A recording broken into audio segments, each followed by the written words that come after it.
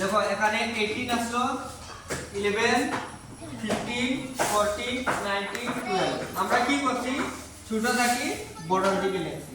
প্রথমে আমার আইব 11, ঠিক আছে। এর বাদে আমার আইব 12, 12 আইছে। এর বাদে আমার 14, 14 আইছে। এর বাদে 15 আইছে আমার। এরপরে আমার 18 আইছে। এরপরে 19। মানে সব আমরা লিখে দিছি, শেষ তো, এখানে বাকি নাই। এই যে আমরা লিখছি, এই যে আমরা লিখছি ছোট থাকি বড় দিকে সংখ্যাটা লিখছি। কি লিখছি, ছোট থাকি বড় দিকে, মানে মানে এটার কয় ঊর্ধ্বক্রম, মানে ছোট থাকি বড়র দিকে যাওয়া, মানে কম সংখ্যা থাকি বেশি সংখ্যার দিকে যাওয়া, মানে ঊর্ধ্বক্রম।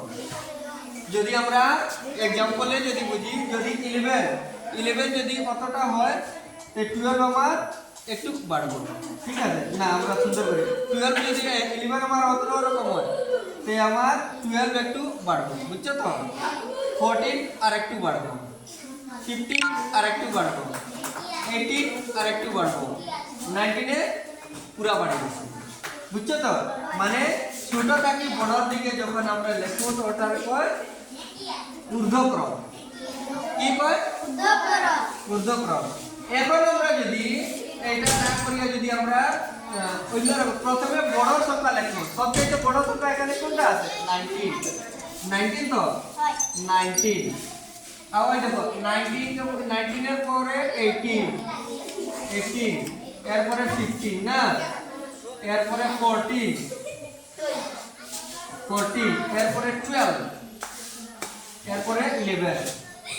মানে সবটা লিখে দিছি। যখন আমরা বড় থাকি ছোটর দিকে যখন লিখবো, সরি বড় থাকি ছোটর দিকে যখন, প্রথমে বড় সংখ্যা লিখবো, এরপরে লাস্টে গিয়ে ছোট সংখ্যা লিখবো। এটার কয় ঊর্ধ্বক্রম, সরি অধক্রম, অধক্রম, বুঝছো তো।